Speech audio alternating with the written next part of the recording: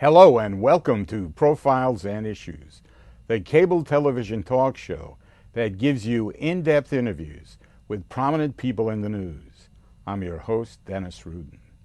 Our topic for this broadcast, the 2020 Democratic primary race for the United States Congress in the 17th Congressional District. The district currently includes portions of central and northwestern Westchester County, including White Plains, Greenburgh, Chappaqua, Mount Kisco, Ossining, Peekskill, Pleasantville, Tarrytown, Cortland, Yorktown Heights, and all of Rockland County. This seat is currently being held by Nita Lowey, who announced this past October that she would be retiring at the end of 2020 after over 31 years of distinguished service. Our profile and guest for this evening is New York State Senator and now Democratic candidate for Congress, David Carlucci. Senator Carlucci currently represents Ossining and Rockland County.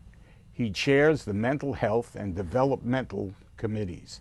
He co-chairs the Task Force on Opioids Addiction and Overdose Prevention. Mr. Carlucci also serves on the Energy, Telecommunications, Transportation, Insurance, and Government Operation Committees. He also served as the former independent Democratic Conference Whip till 2018. David Carlucci, welcome to Profiles and Issues. Thanks for having me. Okay, so we are happy to have you here. So let's get right into it. Why are you running for Congress, and how will your past political experience help you in the job? Well, thanks again for having me, and thanks for putting together this show. Well, I'm running for Congress because I've got a passion for public service. I was elected for the first time 15 years ago. At the age of 24, I was elected as town clerk. And before that, I had run for office and lost, but learned a lot along the way. And during that time, before my first race and the time I ultimately got elected, I worked for Congressman Elliot Engel and helped run his district office in Rockland County.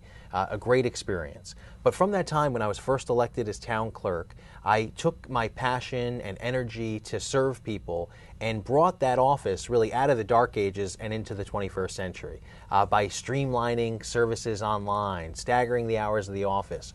And then in 2010, I ran for state senate. And at the time, I was one of the youngest members once I got elected to the Senate. But people would say, oh, this guy, what is he doing? You know, he's a town clerk. What does he know? But I had my ear to the street, always listening to the concerns of people, and realized that I was the candidate aligned with the times. In 2010, I was the first Democrat elected to that district and served in a really, at that time, a dysfunctional legislature. And my idea was always, how can I move the issues forward? How can I work to do whatever I can to represent the people that I serve and deliver for them? Not just talk about it, but deliver real results. And since that time, I've been extremely effective. Last year, with the Democratic majority, I was able to pass more legislation than any lawmaker in the state of New York. I got 36 bills signed into law, bills that will help so many people now and for years to come. And that's why when Nita Lowey said that she was retiring, I thought that, hey, we need someone with the energy, the experience to hit the ground running and pick up exactly where Congresswoman Lowey left off. And that's why I'm running, and I'm happy to be on your show to talk about some of the issues. So we will. Now, do you have any legislative priorities, and what committees would you like to serve on? Yeah, I mean, I think the issues are there's so many, but really the big issue is affordability. We have to make sure that people can not only live here, but live a quality life. And so many times you have people maybe working in Westchester, working in Rockland, but can't afford to live here. And so we have to focus everything we do around affordability. Healthcare is one of the driving issues. Now, there's not a day that goes by that I don't hear about the concerns of people struggling with the affordability of prescription drugs or just healthcare in general. And one of the major things that I want to tackle in Congress, and I've been working on the state level, is bringing down the cost of healthcare in general. When we talk about prescription drugs, we have a crazy policy in the United States that allows this system where they say it's pay to delay. So pharmaceutical companies will pay other pharmaceutical companies to keep generic drugs off the market, to allow them to keep these high-priced drugs, even though the patent has worn off and generics could be developed, but they're paying pharmaceutical companies to keep them off. Okay, so that's one of the committees that you want to serve on. Yeah, I mean, if you get the opportunity. Any other committees? Yeah, well, I mean, appropriations, of course, would be extremely important. That's Congresswoman Lowy is the chair of the Appropriations Committee, and something that, hey, you got to follow the money, right? You pass legislation, that's good, that's important, but you need the money to back it up. Healthcare, education are some of the most important things. And when we talk about education and the funding, you know, we have some really challenging situations throughout the 17th Congressional District with our school districts. But we need a partner not only in the state, but we need a partner from the federal government. And one of the things I think we need to really focus in on is the Individuals with Disability Education Act that was passed over 40 years ago that provides funding to schools to educate children with disabilities. That funding level has been way under what it needs to be. And I think we need to fight to increase that level of funding so that every child has the opportunities available to them. And it's not solely on the backs of property taxpayers and the state, but we also need a partner in the federal government to lift up those children and make sure that they have the opportunities to succeed. Okay. Now, this legislation concerns what happened here in Westchester in New York, but it's very important. That's why I'm bringing it up, even though it's not federal, just federal. Over the last 2 months, there has been a rise in ethnic and religious hate crimes against individuals and houses of worship, especially anti-Semitism. In Muncie, in Rockland, you represent, in Rockland County, and also Brooklyn, New York, and in all houses of worship, and many places, including where I worship, they have drills now on service day. It's just weird. So you have sponsored legislation in the state Senate to deal with this. I think one of the first bills you sponsored was the Social Media Hate Speech Accountability Act. You want to give us a little bit about that? Yeah, so you're exactly right. We've seen a rise in anti-Semitism, a rise in hate in general. All religions. Yeah, all religions. It's all just everyone else. You know, it's not me, it's them, and that's what's going on, and that's a real problem. So we know that unfortunately hate speech is protected under the First Amendment, but we know that you can't yell fire in a crowded theater, right? Because what happens? It leads to people being injured. And so we have to recognize that the hate that's going on online, that it bubbles over into physical harm.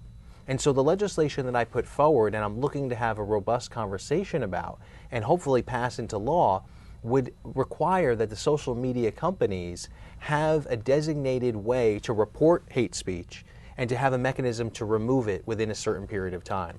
All right, I have to move you along. Okay. Now, another part of that, another bill connected, establishing an interagency task force on hate crimes and domestic terrorism. Right. So domestic terrorism is a piece of legislation that I've put forward to have the definition, because right now we lack that definition in New York State, and that's a real problem, because we're saying if you are purposely going to attack people just because you're from the United States doesn't mean that that is not an act of terrorism. So we need to have laws on the books to make sure that we have the full extent of the law going after people that are terrorists. And whether you're from a foreign country or whether you're right here in the Hudson Valley, terrorism needs to be treated as it is, terrorism. All right, then the last one, of course, expands the definition of acts of terror based on beliefs regarding religion, race, color, national origin, and gender, etc. Right, and it's the same issue, that if you're targeting someone because of who they are, that is a major, major problem, and that's why we need to have that definition on the books. These issues are coming to meet the challenges of the times we're living in. that we see this rise in hate, we see the rise in anti-Semitism, and we have to be full steam ahead in preventing it and holding people accountable. I think the biggest part, though, is we need prevention. And another piece of legislation that I co-sponsor would require that we have age-appropriate curriculum for our children to learn about symbols of hate, so that the first place that they see a swastika or a noose is not on graffiti on a bathroom stall or on some hate website, but they're learning about it from professional teachers, age appropriate. So we get to them at the youngest ages and we start to have these conversations about them. I think that's an important tool that we need to do, because we know we're not going to be able to shield our children from these hateful websites or this hateful rhetoric. But what we can do is build a strong foundation with our children to make sure that they're capable of making the right decisions. So I'm hopeful we'll be able to pass that legislation this year into law. And Dennis, if you don't mind, another issue, we have really worked hard to tackle the issue of gun violence. And in New York State, I'm proud to have supported many pieces of legislation, starting with the SAFE Act and continuing with the red flag law and other pieces of legislation that has made New York the most comprehensive in preventing gun violence. But what we also have to do is make sure that we have security at our schools and at other soft spots that could be the targets of terror. A piece of legislation I'm trying to pass is called Alyssa's Law. Alyssa was killed in Parkland, Florida, in the school massacre, and what we're trying to do there is equip every school with a silent panic alarm. I've been working with her family. Actually, her cousin lives in my Senate district, and we've been working together to talk about, hey, first priority, we got to get guns off the streets, but also we have to make sure that our schools are protected, and not just from gun violence, but any type of disaster or violence. And that's another focus that we need to do to make sure, hey, I have children, and you talk to any parent, and any teacher is very concerned about the safety in their schools. It's very hard to learn if you're anxious, if you're anxious about an attack going on. So that's Alyssa's Law, Senator, and we're trying to pass that. I respect you for bringing this up. I would love to talk more, except that we're limited time-wise, and I want to get to some other issues. Okay. Absolutely. But these are very important issues. Yes. Okay. You said in the debate at Mercy College that you're a progressive. Some left-wing Democratic leaders and activist groups are challenging your credentials as a progressive because of your participation as the former independent Democratic Conference whip from 2011 to 2018. I think you should clarify for the public. And not that I want to put you in a particular box, because not every issue fits in one label, but are you a conservative? Are you a moderate? Are you a liberal Democrat on certain issues? Because people have criticized you in your party for stopping social legislation getting through committees. No, and I appreciate the question and give me that ability, because first, the reality is I've never worked to block any piece of progressive legislation. That's just simply not true. What I did do was in 2010, when I was elected to the state Senate, I formed an independent Democratic Conference to work to make sure we were getting stuff done. In 2010, it was the midst of dysfunction. Unfortunately, the Democratic leadership, many of them are in prison now. And we had to work in a way to say, hey, the way we're going to get progressive votes is not just with Democratic votes, because we didn't have enough. Now we have a Democratic majority, and it has been a blessing. And that's why now I've been able to pass more legislation than any lawmaker in the state of New York. So I would say, if you wanted to categorize me, that I'm a progressive. I'm a pragmatic progressive. One that says, hey, we can't just talk about these things. We have to move and get them done. And I would say that please, anyone to look at my record, and you will see that my record is progressive. In fact, the legislation that I have voted for and actually have passed into law, starting with the SAFE Act, marriage equality, raising the minimum wage, getting paid family leave, when you compare it across the nation of state legislators, I have one of the most progressive records in the entire country. And when we talk about bills now, there's candidates in this race that have voted against things like the Emergency Tenant Protection Act. Let's go back to what you just passed. What I'm talking about is not this past year, because you've had a majority, the Democrats. I'm talking about from 2011 to 2018.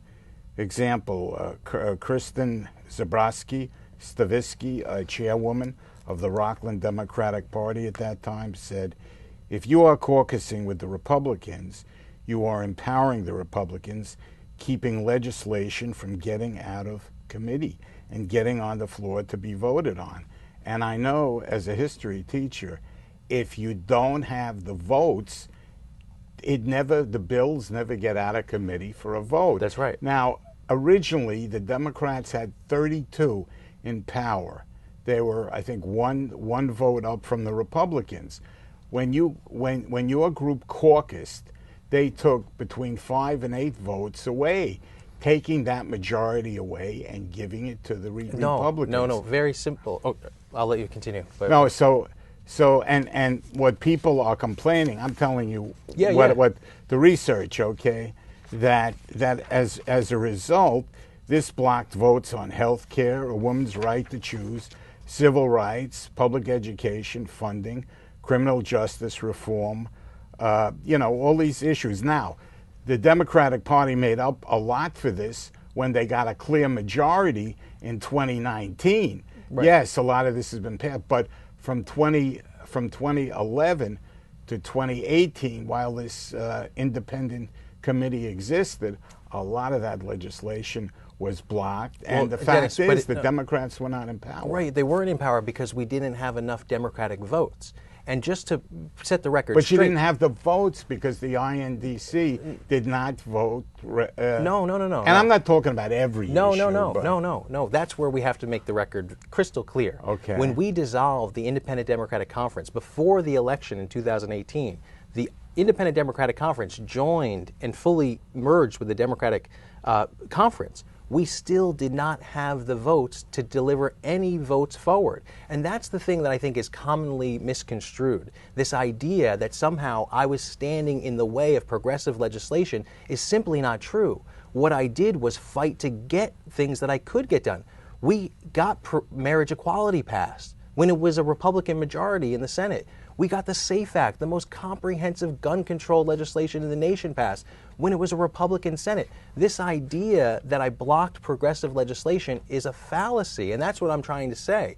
What people are questioning is saying that my intent was wrong.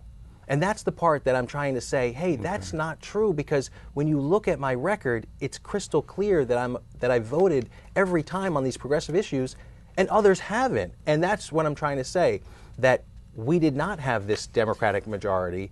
We worked to try to get votes where we could and continue to move forward. And that's what I think is important, that being a progressive is about making progress. And I thank you for asking that, because that is the part that needs to be clear, that this idea that I blocked legislation, and that's just not the case. Well, I wanted to bring it out in the open.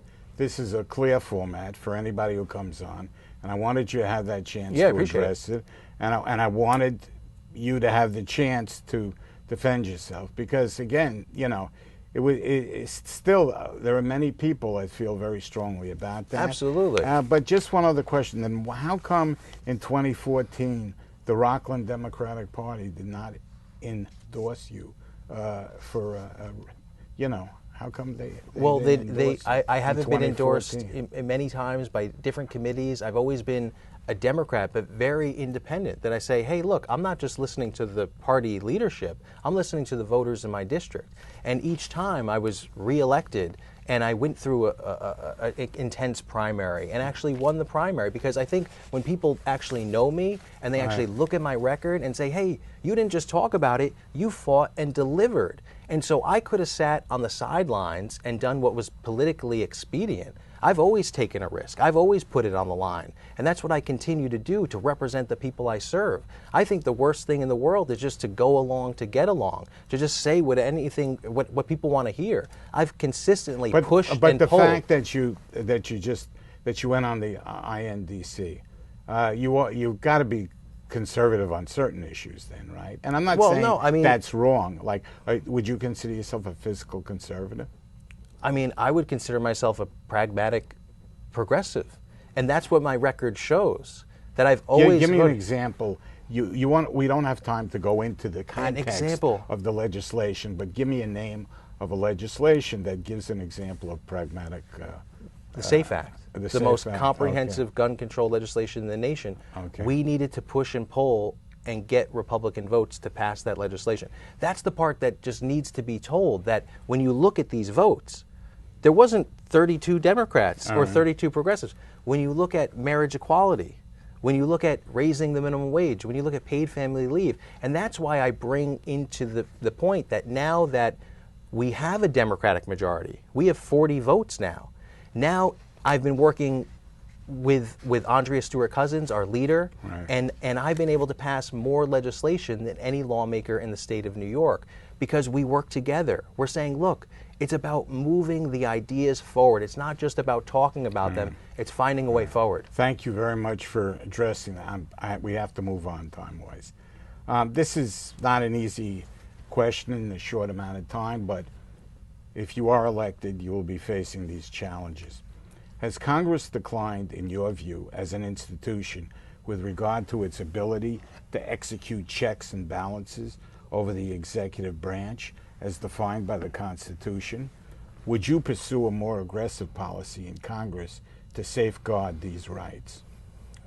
I'm sorry. What, can you? In other words, according to Congress, according to the Constitution, Congress has the right to have checks and balances over the executive branch, okay? The example I'll give you, the Trump impeachment trial. Congress was no longer able to get hostile witnesses to testify when served with a subpoena or obtain documents without going through the courts. Second, the power of the purse. They were no longer able to control the way their money is dispersed and spent by the executive branch in conducting foreign policy. Example, the Ukraine. Do you see this a decline in power of Congress as an institution? And not just the House of Representatives. The Senate seemed to abdicate its responsibilities. And I don't base this on Democrat-Republican.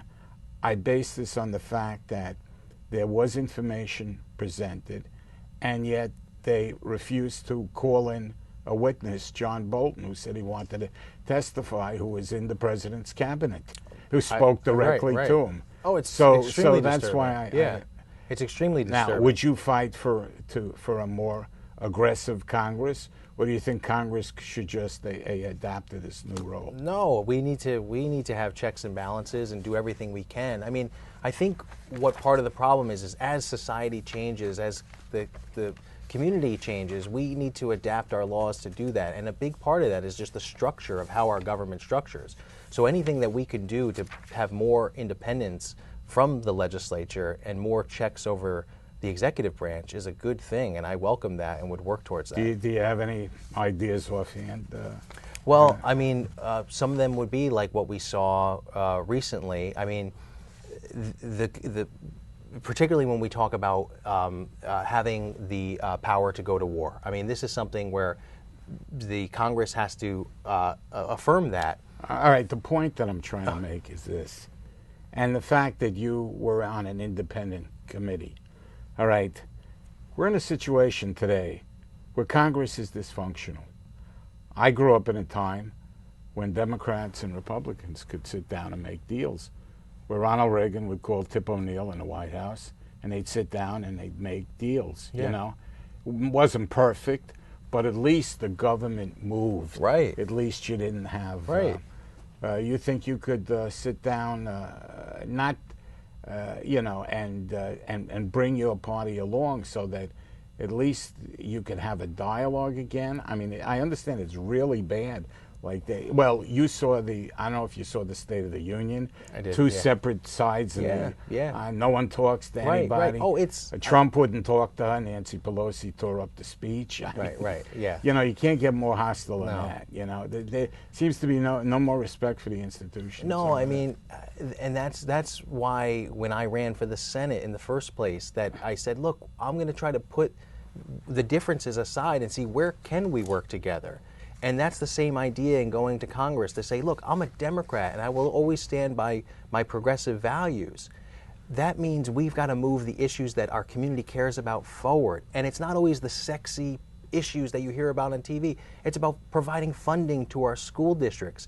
It's about maybe some special legislation that helps our municipality, our counties. Do you think that you could find common ground with the Republicans on some of these issues? I think on some issues, absolutely. Like what, for instance? I mean, on our tax policy. I mean, come on. The fact that the SALT deduction, you have a cap of $10,000, it's absurd. 60% of Westchester County residents pay more than $10,000 in property taxes. That should be a bipartisan issue. There's ways we can look forward on infrastructure, on healthcare, on education. I chair the Mental Health and Developmental Disabilities Committee. I have a deep passion for that. We have to have parity. We have to treat addiction for what it is. It's a disease. We have to treat mental illness for what it is. It's a disease. And I've fought tirelessly to bring those issues forward, and we've done it in New York State. Are we done? No, but we are head and shoulders above other states when it comes to helping people with mental illness. And that's the type of leadership that I've pushed and pushed over the past decade, and now I have the results to show it. And that's the type of leadership that I want to bring to Washington, because look, half the bills that I write and introduce in New York now, they should be done on a federal level, but they're just not. And we have to protect New Yorkers, and that's why I'm doing it. And I want to take that opportunity of what I've learned in working to get legislation passed in whatever environment to do it in Washington for our people. Okay. Now, again, we're short in time. Got about 2-3 minutes, but let's take a shot at this. Basically, do you think, from your vantage point, do we have a strategy in foreign policy? I'm sorry, do we have a coherent strategy in coherent policy in foreign policy? Do you mean does the White House have a? Yeah, to protect our nation's military, our economic security when dealing with Iraq, Iran, China, Russian terrorism. Let me give you an example. From my observation, some people liked the Iran nuclear agreement, some people didn't. But the point is, do you think it was wise to just terminate it the way it was done? No, I mean, I was not a fan of the original agreement, but what would you like to? In other words, how would you like to see foreign policy conducted? Well, I mean, obviously that's a tough question to answer in 2 seconds. Well, all right, I'll give you examples. Yeah. Is cutting 1/3 of the State Department, cutting diplomat salaries, and cutting their resources, and cutting the State Department, is that the way to go? No, is bad mouthing NATO? Of course not.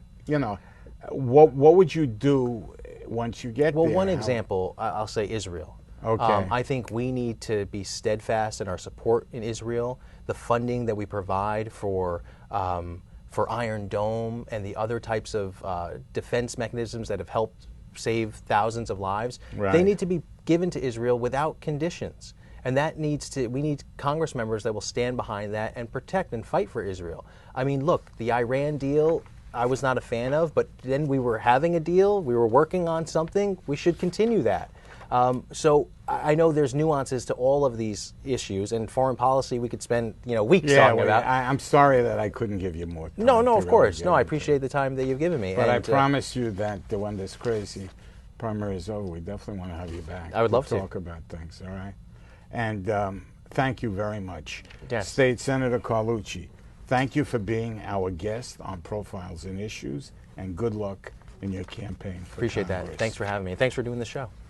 All of our programs can be seen at no charge on demand on your computer or iPhone at any time on our website at www.thedennisrudenshow.com or www.profilesandissues.com.